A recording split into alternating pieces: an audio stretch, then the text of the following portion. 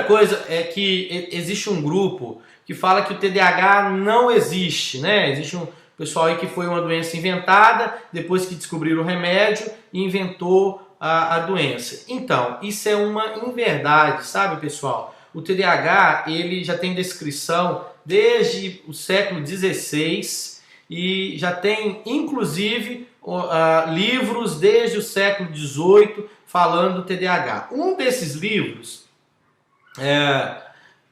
foi um alemão que escreveu, ele era psiquiatra, e ele escreveu o filho dele.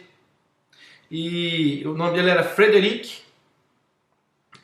E aí ele fez um livro que foi traduzido para português como João Felpudo. E aí aquele livro traz uma criança, se você digitar aí no Google agora, você vai ver o livro João Felpudo, bem estigmatizado, com unhas grandes, com cabelo muito grande, meio desajeitado, e tem algumas figuras no livro do João Felpudo puxando a mesa, deixando a mesa cair, ele caindo da cadeira, colocando fogo no gato. Por quê? Porque aquilo era um estereótipo que ele criou, que ele fez do filho dele, e aí ele percebia que o filho dele era diferente, mais agitado, mais impulsivo. Então, a primeira coisa que eu queria falar com vocês é que não é uma verdade histórica de que o TDAH foi criado foi criado remédio para que depois criasse a doença. Não, não existe isso. E a primeira droga, o primeiro medicamento que foi usado para essa situação foi um medicamento usado para uma esportista que jogava tênis, e ela percebeu que usando um determinado medicamento ela ficava mais calma. Aí o médico percebeu, olha, se ela tem essa característica, vamos ver o que tem esse medicamento que deixa ela mais calma, mais tranquila, e aí começaram a estudar mais sobre o TDAH. Então assim, gente, tem muito grupo aí que fala assim, o TDAH não existe, o TDAH é uma doença inventada. Antes de pensar nisso, eu gostaria que vocês procurassem saber quem que é esse grupo, quem que é essa pessoa, por que ela está escrevendo isso, de onde que ela vem, o que ela faz, e aí sim a gente pode criticar. O TDAH é um transtorno do neurodesenvolvimento. Marconi, então não é uma doença? Então, o transtorno é mais do que... Quando você fala em doença, é diferente de falar doença e diferente de você falar transtorno. Quando a gente fala transtorno, a gente fala de algo que meio que nasce com a criança, meio que já vem estruturalmente nela, e aí vai com ela provavelmente durante toda a vida, mas o TDAH a gente sabe que alguns melhoram e tem uma discussão bem específica em cima disso. A doença é algo que surge e que melhora, mais ou menos seria isso. Então, é um transtorno do neurodesenvolvimento. Quantos por cento da população tem TDAH? E aí, eu vou falar com vocês que é em qualquer população. Brasil, China, Índia, índios, dentro dos quilombolas, então, Estados Unidos, todo mundo. Os estudos falam que entre 3,5% e 6% da população são crianças que têm transtorno de déficit de atenção e hiperatividade. Quando vai para a vida adulta, há uma diminuição nesse número, e aí a literatura fala que aproximadamente 3,5% a 4% dos adultos são TDAH. Mas na criança, se for para gravar um número, 5% das crianças são TDAH. E aí eu falo assim que é um assunto muito importante para professor. Por quê? Porque se o professor tem uma sala com 100 alunos, ele vai ter 5 crianças com possibilidade de ter esse transtorno. Se ele tem uma sala com 50 alunos, ele vai ter uma possibilidade de ter pelo menos 2 crianças com esse transtorno. Então, é um transtorno que acomete 5% da população brasileira. Marconi, na minha época não tinha. Tinha sim. Se você lembrar lá, quando eu estudava, tinha aquele menino que era mais agitado, que era mais impulsivo, que provavelmente, por não ter tido diagnóstico, não ter tido uma intervenção, ele parou de estudar e teve um sucesso acadêmico no meio do caminho. Meninos que eram inteligentes. E isso aí é uma coisa bem que a gente tem que discutir também, bem importante. Inteligência não tem relacionamento de uma forma direta com o TDAH. TDAH, ele provavelmente tem uma inteligência média, uma capacidade intelectual boa e ele vai conseguir aprender e desenvolver quase todas as suas habilidades. Existem alguns transtornos, como deficiência intelectual, em que a criança tem TDAH, autismo e tem TDAH e tem uma inteligência reabaixada, mas não especificamente pelo TDAH, mas mais especificamente por causa do outro transtorno. Então, 5% da população brasileira não tem envolvimento da inteligência. E, Marconi, mas me fala assim, quais são os sinais do TDAH? Então, quando a gente fala dos sinais do TDAH, nós estamos falando de características que a criança tem que o difere de outras crianças. Então, se eu poderia falar assim para vocês, olha, que é o próprio conceito do TDAH, né? Que é aquela criança tão impulsiva, tão agitada ou tão desatenta que, quando comparada aos seus pares, o que é comparado aos seus pares? É lá na salinha na escola. Eu tenho uma criança de 6 anos que é provavelmente o mesmo nível econômico-social, que estuda numa escola que dá o mesmo trabalho para todos. E aí, quando eu comparo uma criança típica e uma com TDAH, essa criança com TDAH, ela tem componentes de agitação, componentes de impulsividade, componentes de desatenção que são maiores do que a maioria das crianças típicas. Mas não é só ser maior, porque se for só maior, é agitação. Aí ela tem que ter esse transtorno mais elevado, essa alteração mais elevada, e essa alteração tem obrigatoriamente que levar essa criança, levar essa pessoa a um comprometimento social. Como assim, Marconi? O que é comprometimento social? Essa criança tem que perder nota, não está conseguindo aprender. Essa criança ela tem que ter um isolamento da turma por ela, porque ela é muito agitada e as crianças não conseguem ficar brincando com ela. Essa criança tem que ter em casa, com os pais, o pai deixa de sair com ela porque ela é muito agitada. Essa criança, às vezes, quando os pais vão sair, vão na casa de um coleguinha, vão na casa de um parente, chega lá na casa do parente, aquele parente fala assim: ai meu Deus, já vem aquele menino agitado de novo, já vem aquele menino impulsivo de novo. E aí, o DSM, que é o Manual de Doenças Neuropsiquiátricas, ele dá uma série de sintomas, de características de agitação e impulsividade, e uma série de sintomas de características de desatenção. Se a criança preenche 6 sintomas desse, de desatenção, ou se ela preenche 6 sintomas de hiperatividade, ela provavelmente é uma criança com TDAH.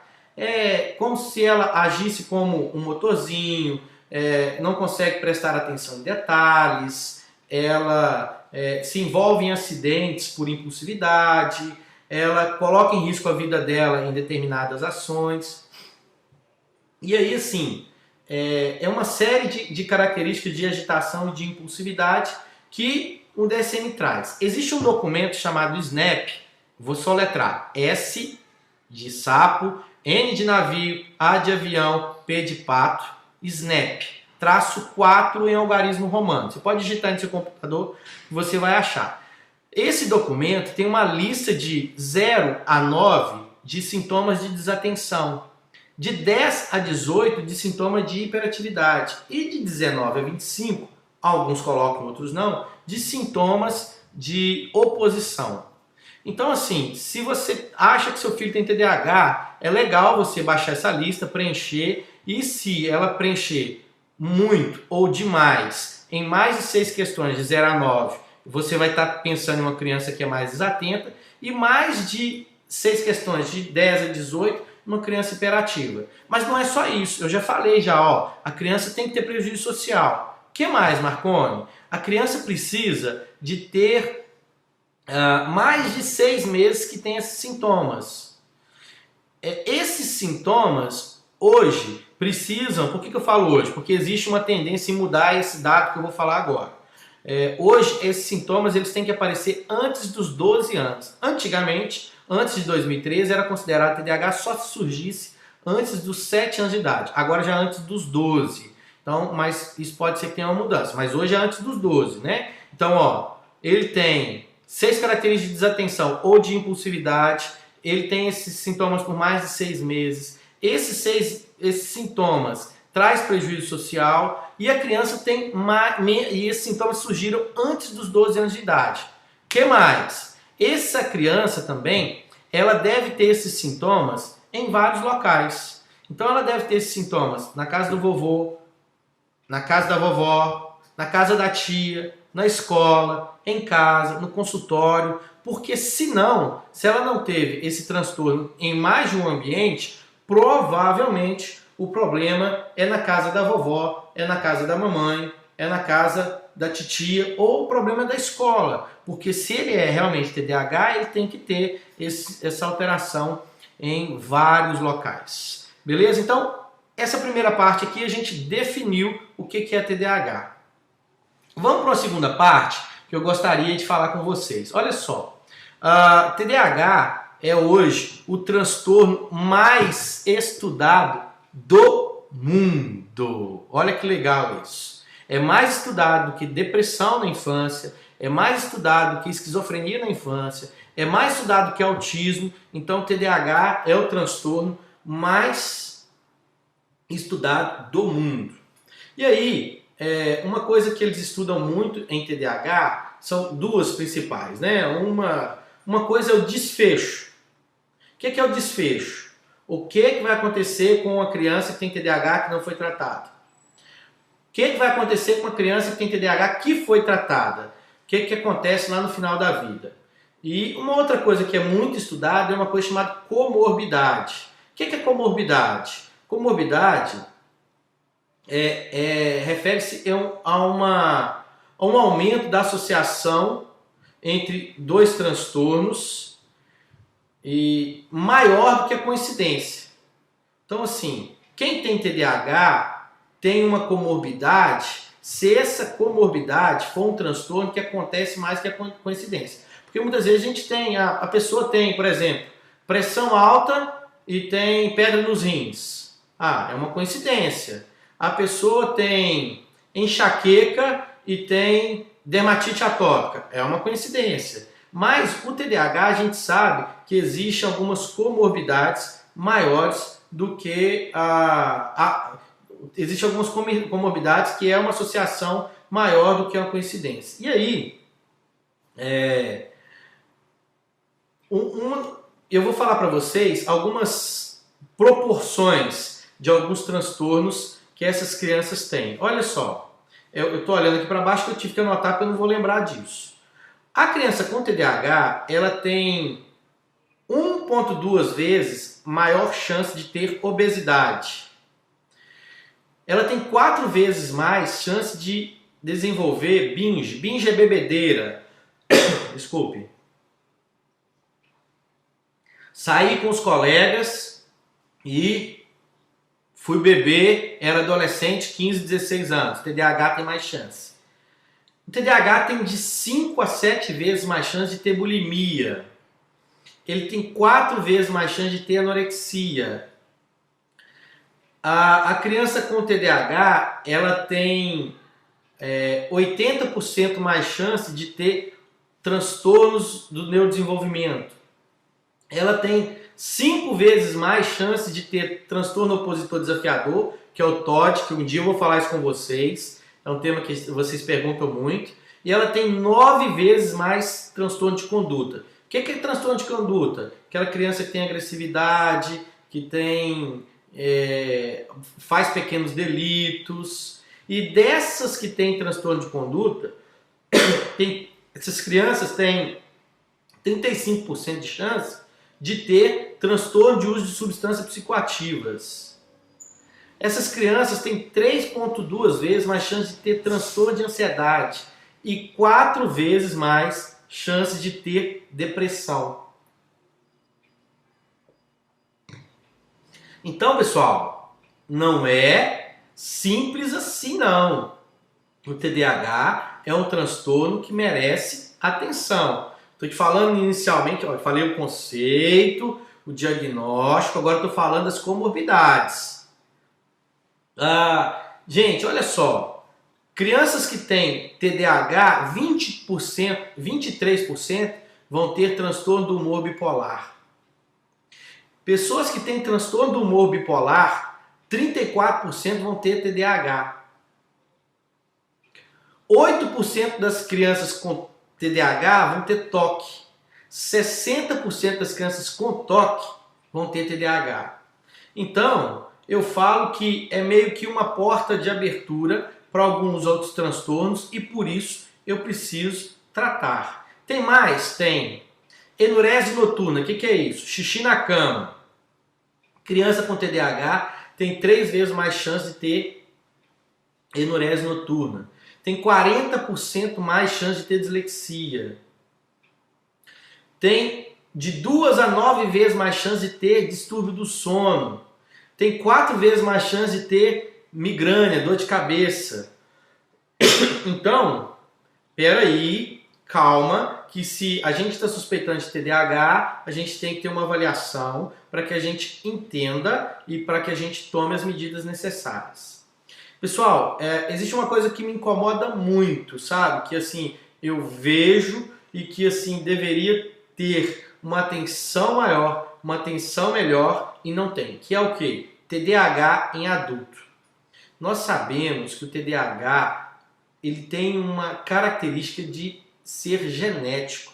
Ele vem dos pais. Até 80% dos pais de crianças com TDAH, os pais terão TDAH. E não é incomum eu fazer o diagnóstico no consultório da criança e olhar para o pai e ver assim, o pai é TDAH, com 10 minutos que você está ali no consultório vendo ele, você já sabe que ele tem característica de ser TDAH. E aí você fala com ele, ó, vai se tratar que você tem TDAH. Você acha? Às vezes a gente fala assim, não, eu tenho certeza. Porque é a característica tão grande que é complicado. Olha só, vou contar um caso, né, meu? Eu tenho uma criança que eu atendo e eu atendo o pai, atendo ele, não atendo o pai. E aí quando o pai é um pai bem sucedido, tem uma empresa que tem 30 anos, é uma indústria, e aí o pai veio em mim e eu falei, olha, seu filho tem TDAH, mas eu acho que você também tem, eu acho que seria bem legal você se tratar. E eu pensei assim, poxa, perdi o paciente e perdi o pai também, porque o pai sumiu. Ficou 6 meses sem me procurar. Um belo dia, eu estou em casa, recebo um telefone. Alô, oi, quem fala? É Marconi. Marconi, fala fulano. Oi, tudo bem, fulano? Tá precisando de mim? O que está acontecendo? Tô na França. Ué, tô na França? Tudo bem? Aconteceu alguma coisa com o Joãozinho? Não, não aconteceu nada com o Joãozinho, não. Tô te ligando para te contar que eu tô na França. Falei, que bom, cara, tudo bem aí e tal, mas eu não tô entendendo por que você está me contando isso. Aí ele falou, tô te contando porque eu fiquei 25 anos trabalhando aí na minha empresa e eu não tinha coragem de sair porque eu achava que se eu sair ia dar tudo errado, a minha empresa explodia, eu ficava ansioso, ficava estressado. E aí, depois que você me falou aquilo, eu fui pro médico e fui tratar e agora consegui até fazer uma viagem para a França. Eu fiquei muito feliz, né? Logo depois ele veio em mim e falou que o tratamento realmente estava surtindo efeito e que estava sendo muito bom. Por que eu estou falando isso? Porque muitas vezes o adulto, há uma ordem inversa de tratamento do TDAH no adulto. Geralmente, o adulto trata o uso abusivo de substâncias como nicotina, trata o transtorno do humor, trata o transtorno da ansiedade, mas muitas vezes o médico não vê o TDAH do adulto. Desculpe, deveria ver. E aí, quando chega até um transtorno de ansiedade, para o tratamento e não trata o TDAH. Já a criança é o contrário. A gente trata até o TDAH e muitas vezes a gente esquece de tratar os transtornos de ansiedade, os transtornos de humor, etc. Pessoal, olha só. Eu falei muito de comorbidade, né? Falei algumas coisas de comorbidade com você, citei alguns números importantes aqui, que a literatura, esses números são da literatura, tá bom? Que trazem essa questão de comorbidades dentro do TDAH, de desfecho do TDAH.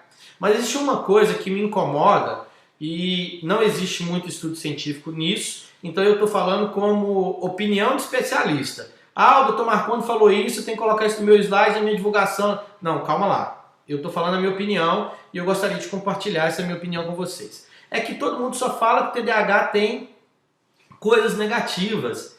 E não, eu observo na minha prática clínica que o TDAH tem coisas positivas. Sabe uma coisa que eu observo do TDAH em relação à positividade?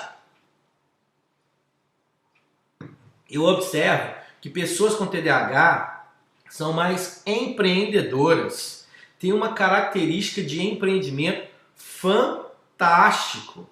Eles têm ideias mirabolantes, funcionais. E o grande problema é que eles não dão sequência nas ideias até o fim. Então, isso é um ponto positivo que, se Deus quiser, uma hora vai surgir alguém para estudar isso, principalmente no adulto. E eu acho que a gente não estuda muito isso, porque se a gente começar a falar muito disso, pode ser que algumas pessoas vão pensar assim, a gente tem tanta coisa positiva, eu não vou fazer tratamento. Só que se não fizer o tratamento, o que acontece é que ele não consegue, ele pega essa característica empreendedora dele e não consegue dar sequência. Quer ver uma outra característica da pessoa com TDAH? Elas são altamente criativos. Cara, eles têm ideias fantásticas. Eles são artistas. Eles têm um perfil de ser artista.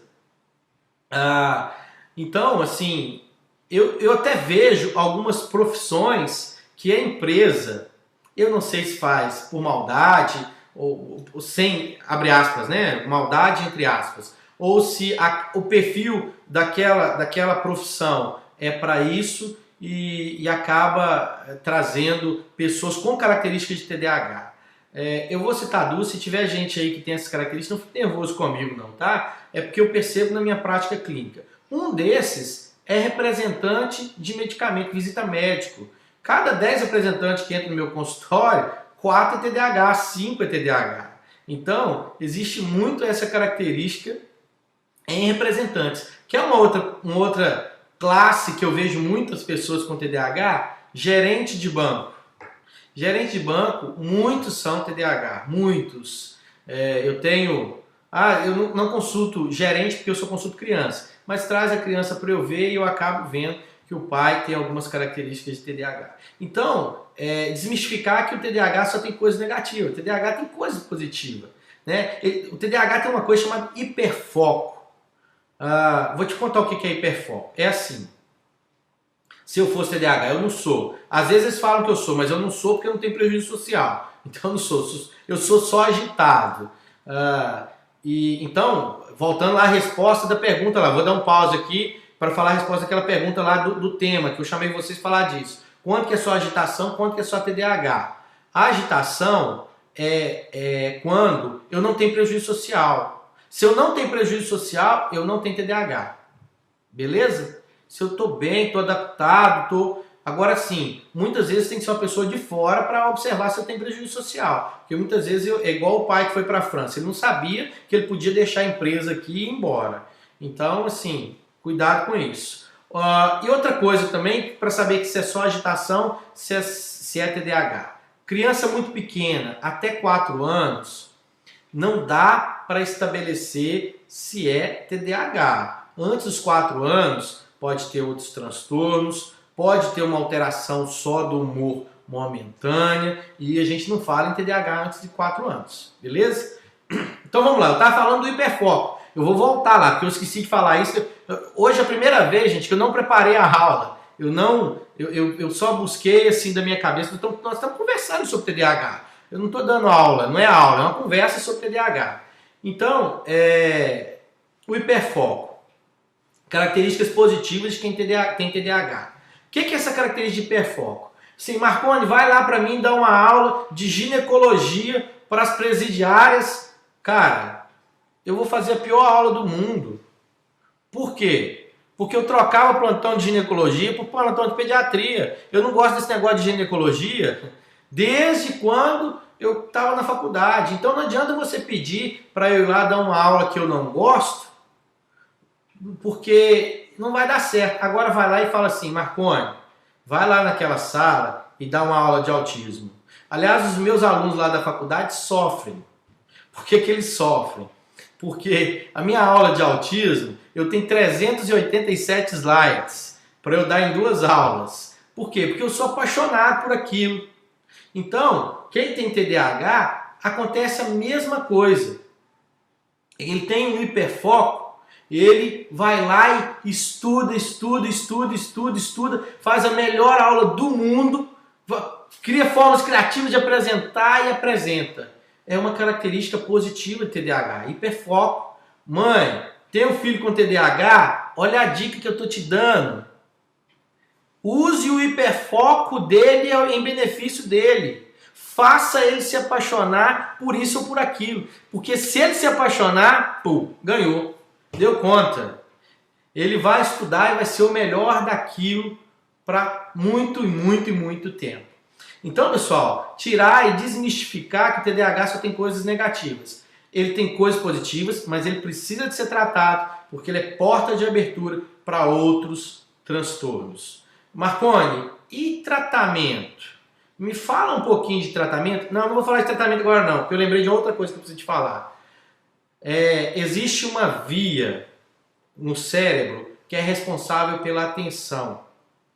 Eu não vou discutir via cerebral com vocês aqui, porque esse não é o interesse da aula. Mas essa via, ela tem baixa de uma coisa, chamada dopamina.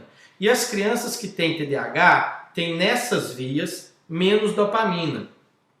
E por isso, elas têm menos atenção, menos foco, perdem as coisas fáceis, voam, viajam, passou um negocinho aqui e viaja. E aí ele precisa de um tratamento para melhorar essa quantidade e essa proporção de dopamina. E aí, voltando a falar um pouquinho dos problemas do TDAH, e eu já vou começar a falar do tratamento. Precisa de tratar mesmo, Marconi? Ah, sim. Eu fico com medo, sabe? Porque vai tratar meu filho... Pessoal, a primeira coisa que eu estou falando é tratamento. Eu não estou falando direto medicamento, tá? Então, tratar não significa medicar. Muitas vezes, a gente precisa medicar. Muitas. E vou falar com vocês, é a grande maioria das vezes, e a literatura fala que com a medicalização, esse termo tem um pessoal que até aterroriza com isso, mas a medicalização, ela é muito importante no tratamento de TDAH, e alguns falam que se não tiver medicalização, não consegue resolver nem 50% das questões da criança. E aí eu vou te explicar, eu vou te contar 2 casos, um é meu, o outro não é meu, mas é daqui da minha cidade. Primeiro caso, mãe, deu o remédio direitinho que seu menino não pode ficar sem o remédio. Ah, doutor, porque eu tô assim assado, tô esquecendo de dar o remédio. Mãe, deu o medicamento pro seu filho. Nas férias eu posso tirar? Não. Por quê? Porque o seu filho tem um componente de impulsividade muito grande. Aí, passa as férias, volta a mãe. Ai, doutor, tô com vergonha de você, tô morrendo de vergonha. Morrendo de vergonha de mim? O que aconteceu? Ai, doutor, eu falei que eu nem ia voltar aqui. Mas por quê? Porque você falou para dar um remédio pro meu filho nas férias. E eu não dei. Mas o que aconteceu? Então, eu estava fazendo um suco de morango no liquidificador.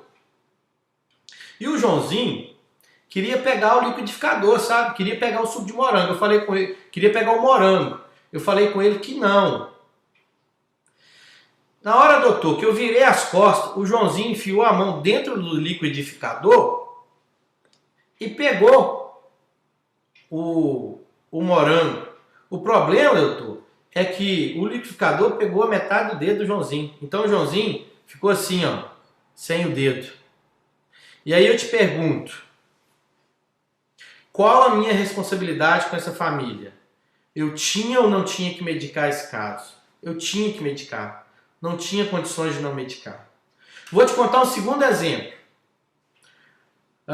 Eu tinha um paciente aqui comigo que a mãe falou assim, olha, doutor, a mãe é juíza, eu não vou falar o nome, ela tem mais de uma juíza aqui na região, ela veio consultar comigo, a mãe é juíza, e o filho TDAH. E a mãe falou, doutor, eu quero não medicar. Só que o menino tinha um componente impulsivo muito grande. Eu falei, não, vamos medicar. Não, não vou, deixa eu tentar. Eu falei, olha, eu tô aqui com vocês, mas a senhora está sabendo que a minha indicação é a medicação, então a senhora vai sair com a receita. Aí ela saiu com a receita, não usou. E aí ela falou assim, como é que eu posso ajudar ele sem esse medicamento? Ó, esporte, psicologia comportamental, técnicas de relaxamento, mindfulness, regras em casa, psicoeducação, fonoaudiologia. Aí ela começou, gente, de manhã, segunda, psicologia, esporte, professor auxiliar, à tarde escola, terça. Aí ela foi o dia inteiro. 1 ano fazendo isso com a criança. 1 ano fazendo isso com a criança. A criança deixou de ser uma criança e passou a ser um profissional da terapia. Fazia psicologia, fono, fazia aula de reforço, judô, natação, futebol e aquela confusão e pá. Quando chegou na virada do ano, no outro ano, ela veio em mim e falou, doutor, eu não aguento mais. Me dá um remedinho de novo, que dessa vez eu vou tentar. Gente, eu dei o medicamento, em 15 dias, 2 semanas, ela me ligou chorando. Marconi, eu tô te ligando chorando porque eu queria te pedir para não deixar as mães fazerem isso que eu fiz com os filhos. Porque o que o meu filho melhorou em 15 dias com o tratamento medicamentoso, ele não melhorou em 1 ano, eu quase matando ele de tanto fazer as coisas. Então, assim, o medicamento, gente, quando bem indicado, ele é excelente. Ele não pode ser mal indicado. Ele não pode ser feito uma consulta de 15 minutos e falar que seu filho tem TDAH e chapar nele um psicoestimulante tarja preta. Mas se o diagnóstico está bem feito, se você tem certeza do diagnóstico, o remédio é muito bem indicado. Lembrando que eu tenho que dar um tempo para que a criança também tenha possibilidade de melhorar essa situação com outras intervenções. Eu esqueci de falar uma coisa lá no início, é que o TDAH ele é predominantemente hiperativo em meninos. Então os meninos quando têm TDAH, geralmente eles são hiperativos. Já as meninas, quando têm TDAH, elas têm tendência em ser desatentas. Entendeu? Então, mas tem menina hiperativa? Tem. Tem menino que é desatento? Tem. Então é predominância. Quando a gente pega o conjunto global, a gente percebe que as crianças com TDAH hiperativo é mais menino e com TDAH desatento é mais menina. Beleza? Pessoal, então já falando de tratamento, eu já falei um pouquinho de que eu acho legal medicar quando está realmente tá correto, porque a gente evita um tanto daquelas outras complicações. Existem no Brasil, eu não posso citar nome, e eu não vou citar por questões éticas, eu vou citar só as classes de medicamento. O que a literatura fala? Para tratar, eu tenho que ter psicoterapia, psicoeducação, psicoterapia e psicólogo. O melhor, psicologia cognitivo-comportamental, tá? TCC. Depois, psicoeducação. Depois, posso precisar de uma fono. E posso precisar de uma TO, porque esse menino muitas vezes tem alterações de comunicação, fala e linguagem. E muitas vezes eles têm até alterações sensoriais. E, além disso, orientação familiar e esporte. Quando eu embaso e escoro somente no medicamento, a chance de errar é alta, sabe? Então, nunca o tripé do tratamento da criança com TDAH é só o medicamento. O tripé do tratamento TDAH é uma série de coisas e muitas vezes inclui o medicamento, sim. Existe um guideline, existe o NICE, são guidelines internacionais para tratamento de TDAH. Qual que é a orientação? Primeiro medicamento, um psicoestimulante, esse que vocês conhecem que eu não vou citar o nome. Segundo medicamento, outro psicoestimulante. Se o primeiro não deu certo, eu tento o outro. Se os dois não deram certo, eu vou para um medicamento que não tem no Brasil. Então a gente pula essa fase. E se esse aqui não deu certo, essas 3 opções, eu vou para um antidepressivo tricíclico. Se esse aqui não deu certo, eu vou para um inibidor seletivo da recaptação de serotonina. Se esse daqui não deu certo, eu vou para um alfa-2 agonista. Então, tem uma série de medicamentos que eu posso tentar na criança com TDAH. Não é só o mesmo medicamento, não. E muitas vezes algumas vezes a criança não dá certo com nenhum deles. A gente tem que importar medicamento lá de fora. Você já importou, mano? Já. Eu tive que importar, o menino não dava certo, o menino tinha problema cardíaco, entendeu? Então, não podia usar determinado medicamento, então eu tive que importar. Mas o TDAH, ele não é só medicamento, não. Ele é essas questões todas, ok? Eu falei que ia contar 3 casos, né? Contei 2. Teve um outro caso que não é meu, uma criança com receituário médico de tratamento de TDAH em uma escola, e aí os pais não quiseram tratar essa criança, e essa criança acabou pulando da laje da casa dela por causa de impulsividade. Então é muito importante a gente conhecer o componente de impulsividade do nosso filho se ele tem TDAH. Se ele tem TDAH, fique atento à questão de impulsividade. Se ele é impulsivo, para e vá tentar tratar e conversar de perto com o seu médico. Gente, olha só, diferente do que muitas pessoas acham, no Brasil, no censo feito em 2010, porque de lá para cá não teve mais, o maior prescritor de medicamento psicoestimulante não era o neurologista, não era o neuropediatra e não era o psiquiatra. O maior prescritor deste medicamento naquela época eram médicos de família e médicos do trabalho.